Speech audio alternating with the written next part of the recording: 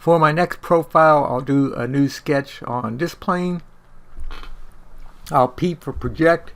I'll project this line.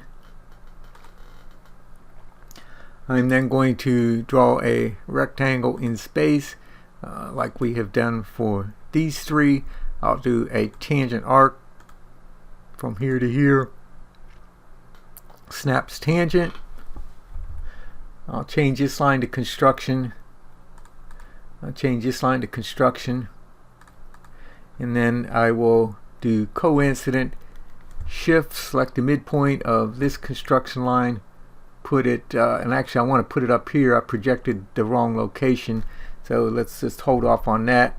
I'll do coincident shift the midpoint of this line to this location, and I got the wrong selection, so let's do that again. Let's go ahead and project this.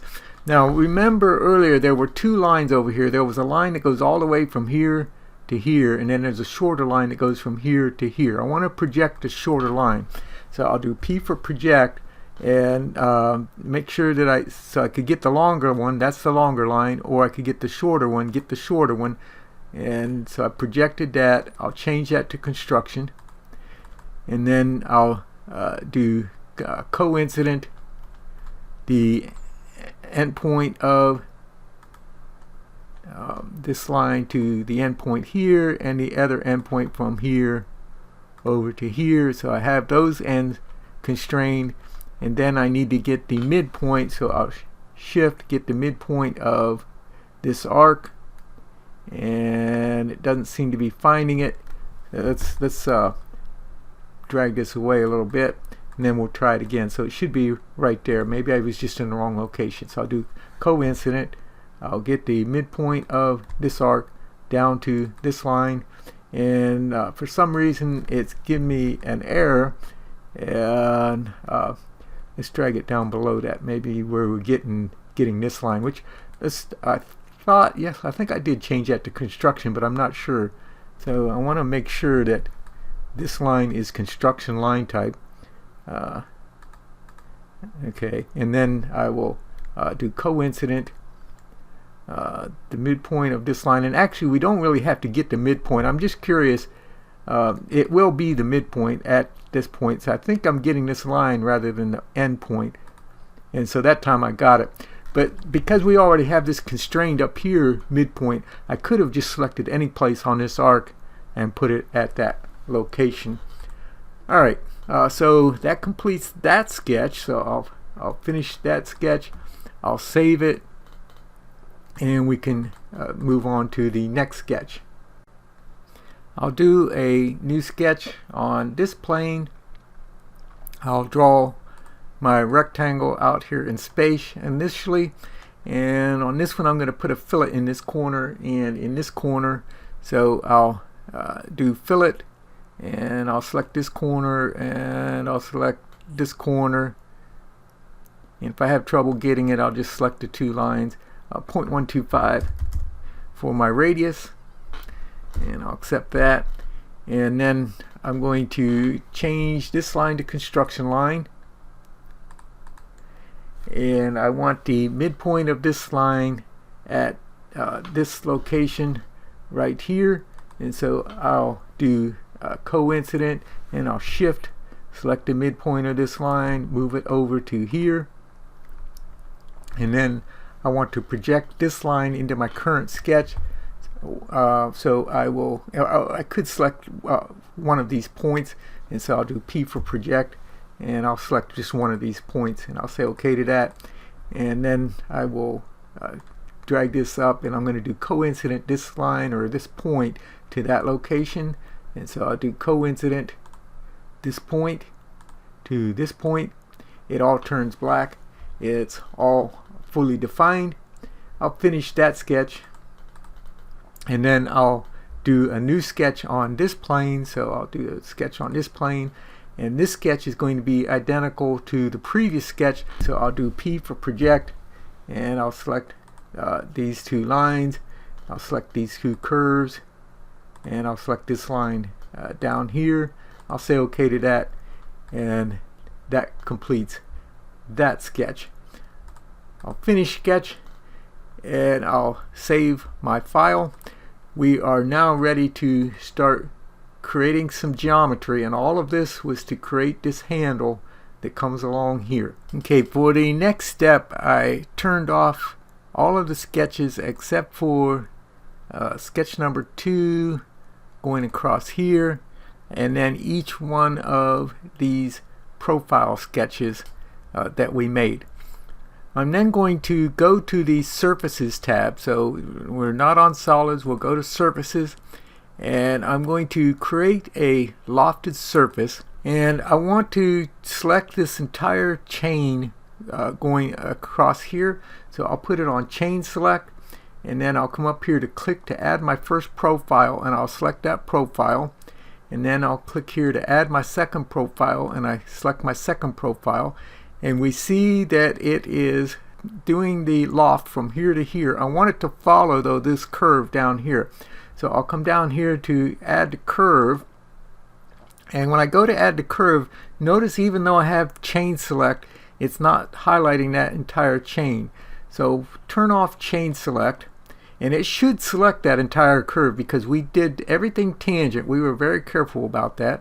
But I will I'll select this, and because we have a curve back here, actually let's try this first. Let's do chain select, and I will select that, and we see that it follows along. But if I go to then my next profile selection, so I'll come up here and I'll select my next profile selection, we see that it gives us an error at the location. So I'm going to come back down to select my rail, and I'm going to turn off chain select, and I'll select this curve. Now we see that it previews, and as long as we're doing this, let's go ahead and select the rest of the rail.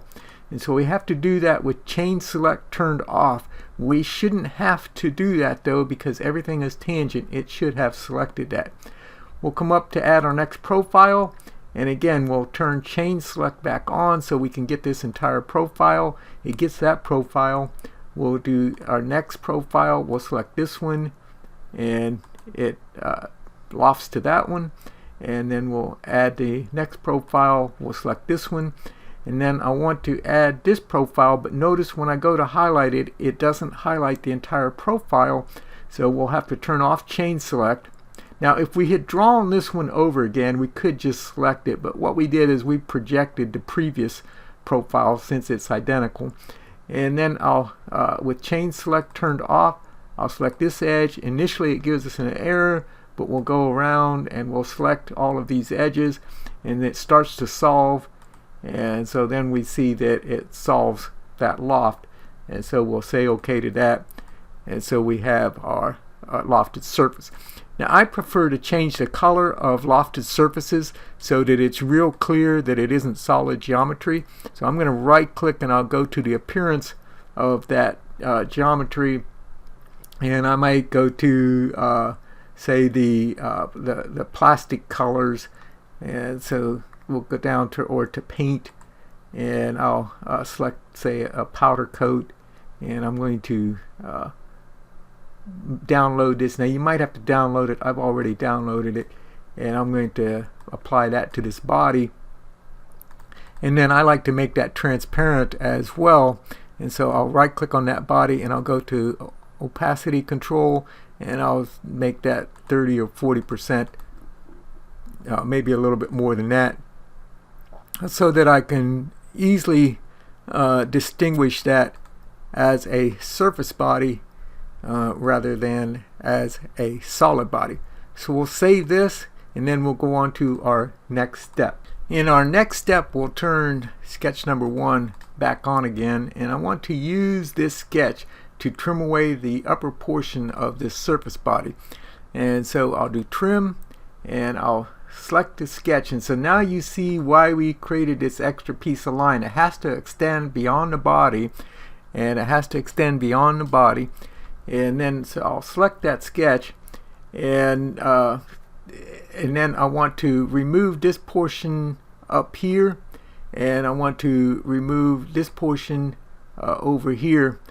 And I had some trouble where it doesn't always preview that it's going to trim like this.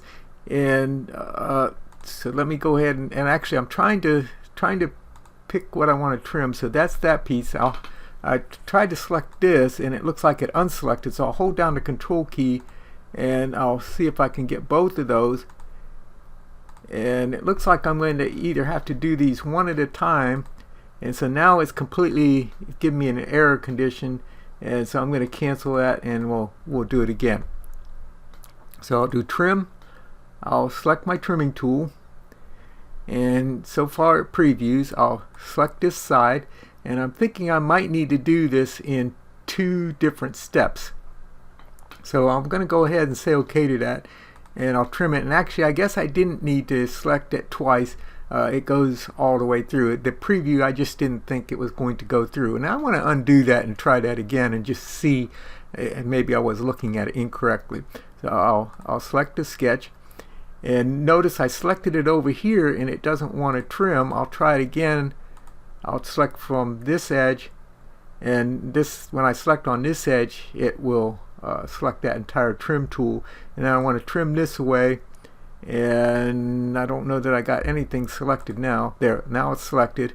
And I guess if I turn it over on this side, I can see that it's selected over there as well. When I was looking at it from this edge, I wasn't certain, or I didn't know that it was going to trim all of that. So I'll say OK to that.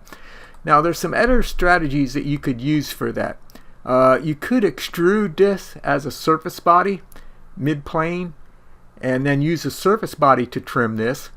I had trouble with that method as well. I extruded this as a surface body, mid-plane, and then trimmed the surface body with this body, and then I was able to use that body to trim this one. So you have to be willing to try different techniques until you get one that works. I hope all that made sense. So extruded this as a surface body, mid-plane. I trimmed that surface body. Actually, let me just go ahead and start to do that. So I extruded this mid-plane out some distance. I then trimmed the outside edge of this off, and then I was able to use it to trim this surface. So different techniques that you may need to try to get something to work. So I'll turn off sketch number 1, and actually let's turn that sketch 1 back on again. I'd like to trim a hole in this as well. So this is end up being a sheet metal part, and so the sheet metal, I want the holes to be in the surface before we do the thicken. Now I don't know if Fusion 360 will unfold this as sheet metal, but we'll see when we get there. So I'm going to do trim again, and this time I'm going to select this circle, and I'll select the surface and I'll say OK. So it selected the wrong portion of that, so let's do that again. So let's do trim. We'll select the circle. I will pick what I want to get rid of. So I want to get rid of this area in here, and I'm not sure that I got it. There we go. I think I got it that time. We'll see. So now I've got the hole going, and I didn't get the hole going through the other side, so let's do this one more time. Hopefully we get it this time. So I'll do trim. I want to trim this area, and I want to trim this area, and I'm not sure that I didn't just unselect that just the same way I did on the previous one. It looks like I've got my hole going through both sides. Now maybe if I hadn't changed this to a transparent color, maybe that would have been easier to see what was selected. I'm not sure. Alright, I will go to sketch number 4, and I'm going to turn on the visibility of sketch 4. I'm going to use this sketch to trim off this portion in here, and so I'll do trim, and I'll select this sketch, and I want to get rid of this portion down here, and then I'll hide sketch 4. And I had 2 more holes back in here someplace. I think that was sketch number 2. And so let's turn on the visibility of sketch 2, and I'll do trim. And I don't know if I can select both of these circles at the same time. It looks like I'll have to do these separately. So I want to trim this area and this area. And so I have that hole trimmed, and then I want to do the same thing up here. So I'll do trim, I'll select a circle, and then I want to trim this piece out, and I want to trim this piece. It would be real nice if there was an option here to select what you want to keep rather than what you want to get rid of, in cases like this where we have a small little area here that we want to get rid of. And I'll turn off that sketch. And so there is our surface body for our sheet metal thickness, which we will then add the thickness. So I'm going to go to the thicken tool, and I will select this surface body, and I want to make that thickness 0.075, and I want it to go towards the inside.